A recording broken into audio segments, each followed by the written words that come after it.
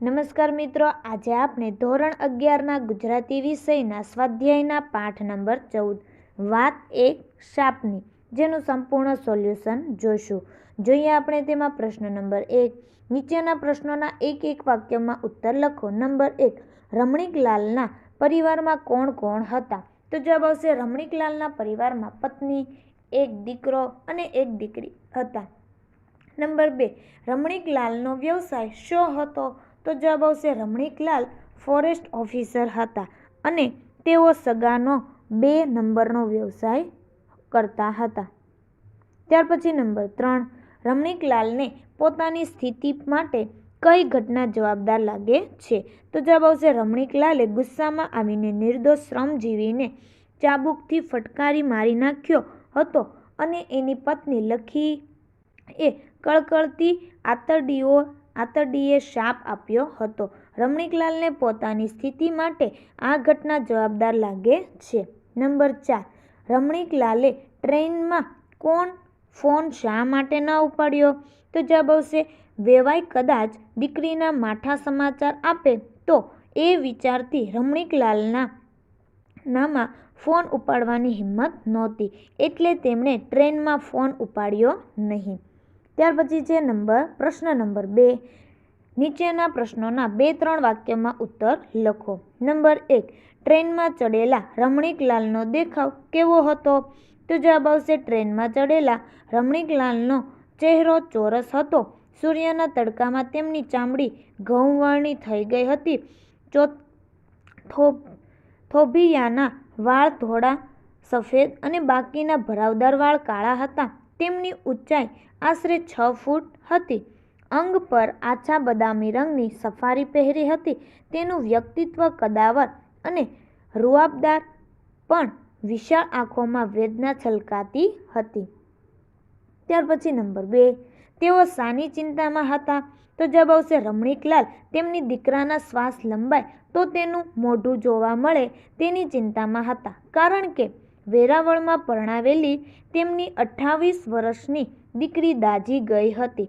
તે જીવન મરણ વચ્ચે ઝોલા ખાઈ રહી હતી. ત્યાર પછી નંબર 3. રમણીકલાલ પર શો ફોન આવ્યો હતો?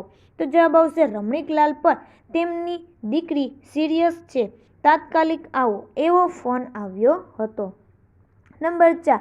સમીરે રમણીકલાલને શી સાંત્વના આપી? તો જવાબ આવશે સમીરે રમણીકલાલને સાંત્વના આપતા કહ્યું કે વડીલ ચિંતા ન કરો, ઈશ્વર સહુ સારાવાના કરશે, તમારી દીકરી બચી જશે. નંબર 5. રમણીકલાલના નોકરીની શરૂઆત સમયનો તમારા શબ્દોમાં આલેખો. તો જોઈએ તેનો જવાબ.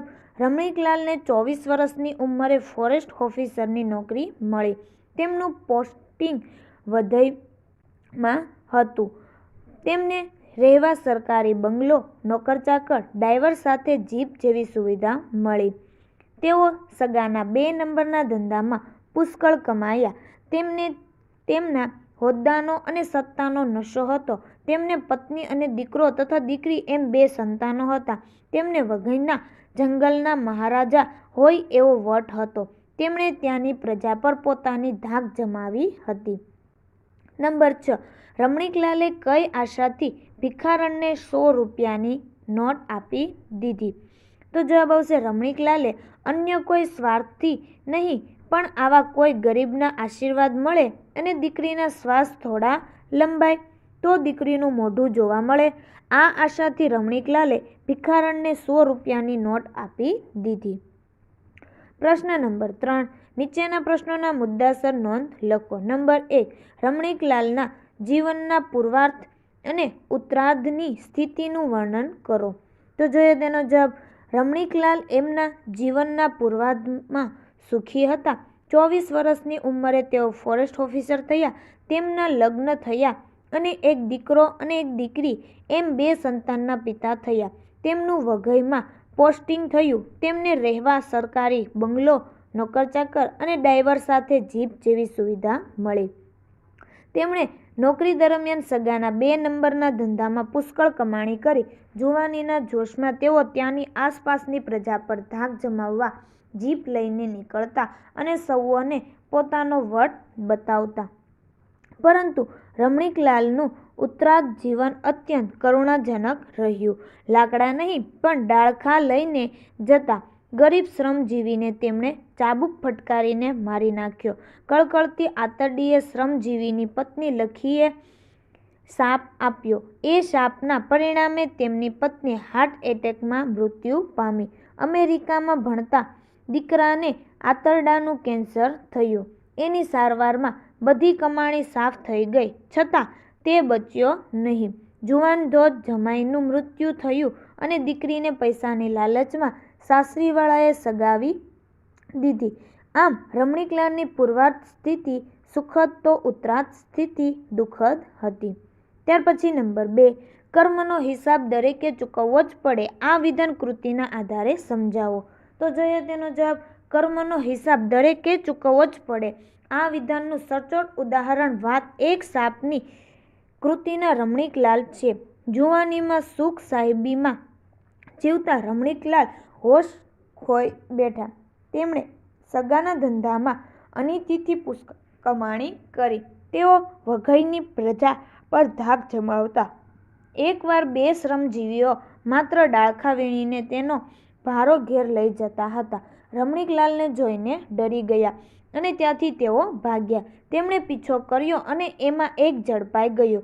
એ કરગરતો રહ્યો પણ રમણીકલાલે એને એટલી જોરથી ચાબુક ફટકારી કે એની ખોપરી ફાટી ગઈ. ગરીબ શ્રમજીવીના પત્ની અને બાળકો નિરાધાર થઈ ગયા. તેની પત્નીએ કળકળતી આંતરડીએ રમણીકલાલને શાપ આપ્યો. રમણીકલાલે એના જીવનના ઉત્તરાર્ધમાં હાર્ટ એટેકમાં પત્ની ગુમાવી. અમેરિકામાં રહેતા દીકરાને થયેલ આંતરડાના કેન્સરની સારવારમાં બધી કમાણી ખર્ચાઈ ગઈ છતાં દીકરો ન બચ્યો. જુવાન ધોધ જમાઈ મૃત્યુ પામ્યો અને સાસરિયાએ પૈસાની લાલચમાં દીકરીને જીવતી સળગાવી દીધી. રમણીકલાલે યુવાનીમાં જે ક્રૂર કર્મો કર્યા હતા અને અનીતિથી જે કમાણી કરી હતી એનો હિસાબ એને ગઢપણમાં જ ચૂકવવો પડ્યો.